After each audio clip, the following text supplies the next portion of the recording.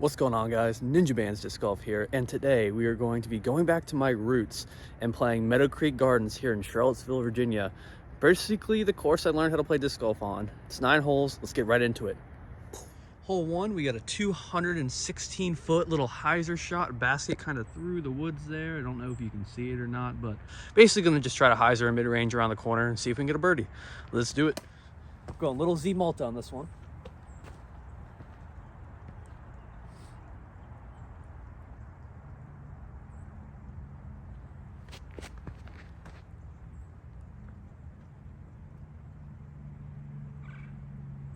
A little straighter than I probably wanted it to go, but it's a look for birdie. A weird putting angle going on here. I think I'm just gonna hook it around and probably just have to take the par. Let's go.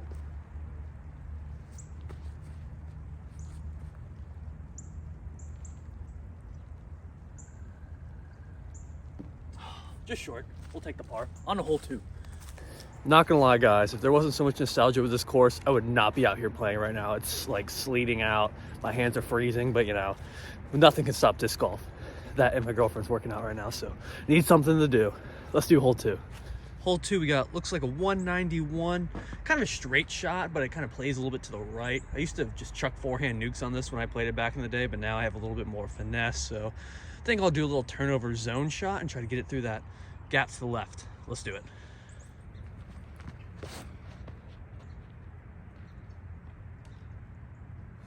No turnover was achieved, unfortunately, but we'll have a chance at a par. Now, I know what you guys are thinking. Ryan, why are you trying to throw a turnover shot with a zone? That's so freaking stupid. Well, that zone's pretty beat in, and I guess I just have the arm strength to turn it over, because yesterday I was doing it way too much in my tournament. Like, anyone that was playing with me yesterday can vouch. I was throwing that thing like it was a backhand hyzer shot, basically, the way it was turning left. So let's see how far off this shot is. See if I can still get a par.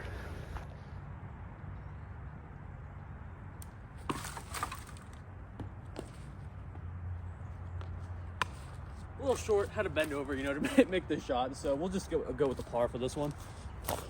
Don't worry, so you guys don't think I fake my content. I'll do the putt on camera. Picking it up, bag on back. Oh yeah, hole 3 time. This hole's a doozy, so I know there's a lot of riding here, but it's 164, kind of straight ahead. You got maybe like a 10-foot gap right there, maybe a little bit longer, but not that much. Then you got a raised basket there at the end. So if you make it through that gap, little hyzer shot, you're chilling. But if not, you're dealing with trouble. We got a creek over there, a bunch of foliage over there. So let's see what I can do.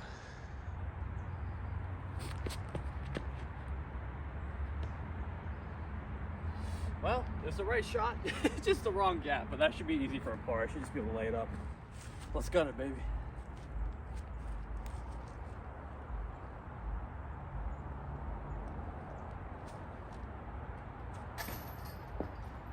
You all saw that, right? We'll take a par. On to hole 4, 194. Not really a backhand gap unless you get some crazy turnover shot here, but this right side just is not an option. We're gonna go for a little forehand flick, I think, to the left.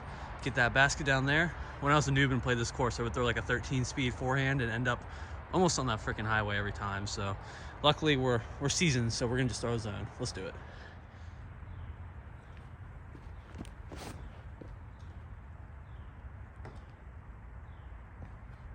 The right angle, I threw it a little bit too high, but you know, once again, we'll be able to par it.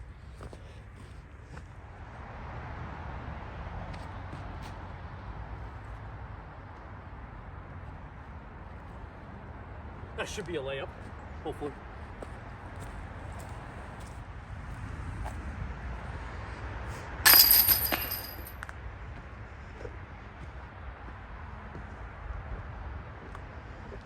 All right, now we're heading to hole 5.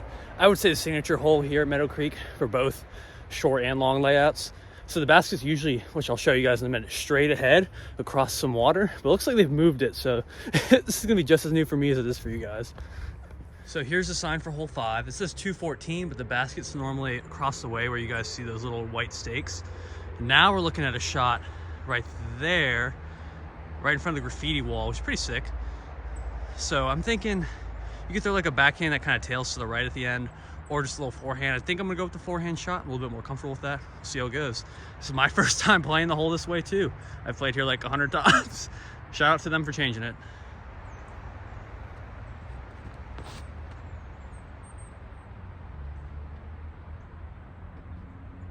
All right, you can't be the only one to tell me that you didn't think that was on an ace line. I was a little short, but damn, that looked close. All right, now you guys know I'm not crazy, how I can throw that zone pretty straight or even turn it over if I want to. So you guys are questioning my decisions now when I say zone turnover shot. Now you know, that's kind of what I mean by that. Just a little nice little flex. All right, so we got to cross some water, go to the graffiti wall, and guess we gotta look at birdie. Made like 20-foot uphill putt.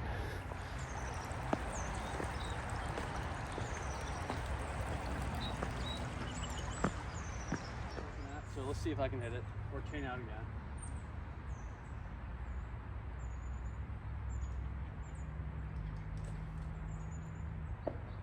Well, a little to the right.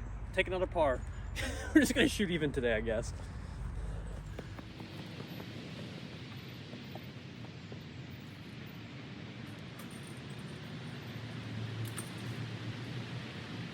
Hole 6, 280-foot shot. Basket was kind of tucked away to the right next to the creek. Kind of have to just do either a crazy Anheuser backhand, which you risk getting into the creek, or a forehand hyzer shot, which is what I'm gonna go with, and just try to get as close to the basket as possible. Then you got an elevated death putt when you get there. See how it goes. One of the tougher holes here at Meadowcreek.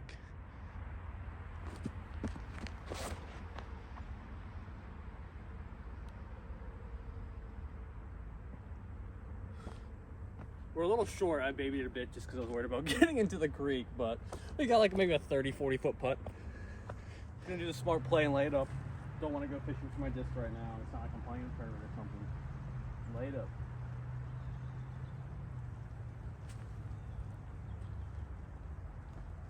Perfect.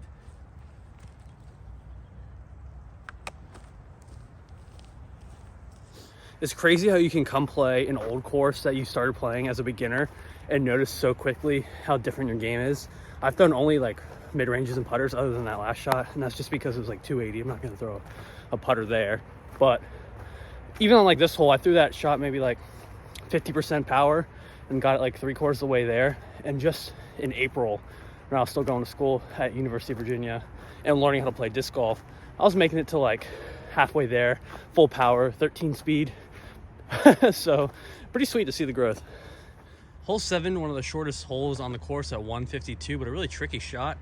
You got the cliff on the left, creek on the right. Basket is, I don't know if you guys can see this tree right here with the number 7 on it right there.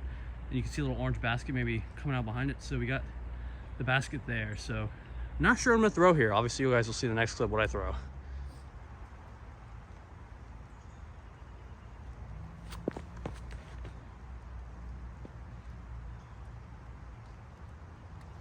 We want a little uplink shot, you know, a little fade to the right. So we avoided all the obstacles. I think I got an uphill today.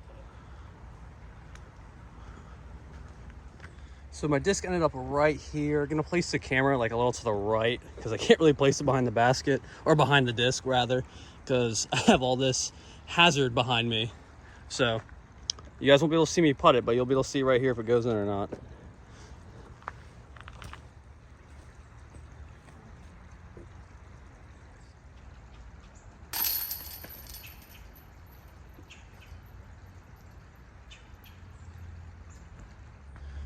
All right, we're on hole 8, still shooting even 233, but not really a gap. You can kind of go through that gap to the right, but then you get the creek there. So old Ryan used to just forehand through that tree mess right there, just pray. I don't know what new Ryan's gonna do. Stay tuned.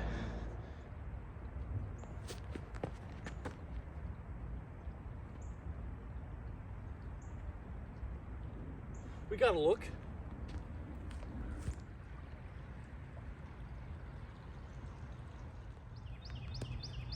Ended up going backhand envy there. Worked pretty well. I got to look at the baskets behind the skinny tree if you can't see it. So let's see if I can make it. I'm going to flip behind it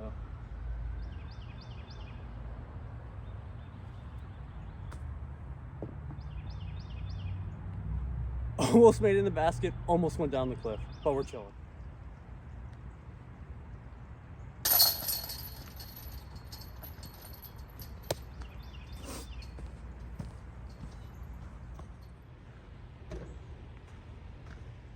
All right, last one on the course. Let me fist bump my teammates for coming along with me. That's you guys. So we got 200 feet, kind of straight ahead. Creek running on the right, road OB on the left. So kind of a narrow playing field. Used to just kind of do a forehand hook onto into the hole. Not into it, I didn't have an assist, but you know what I mean. Because this is kind of tight right here for a backhand unless you do a turnover shot. So I think I'm gonna stick with old Ryan's ways. I think he was kind of spitting.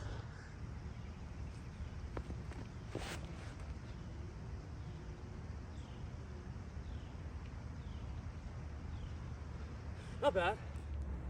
I feel you.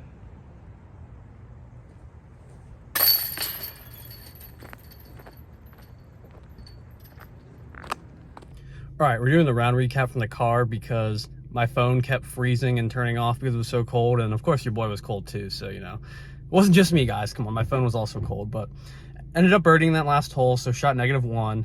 I've shot that plenty of times out here, even when I was like kind of a newbie, but it's pretty cool coming out here and throwing like mid ranges and putters on pretty much every hole that you used to have to throw drivers and really muscle it down there to get to. So it's pretty cool. I didn't really have any bad shots either. I just didn't really get any birdies today. I parred everything, 1 birdie, so no bogeys. So that's pretty cool.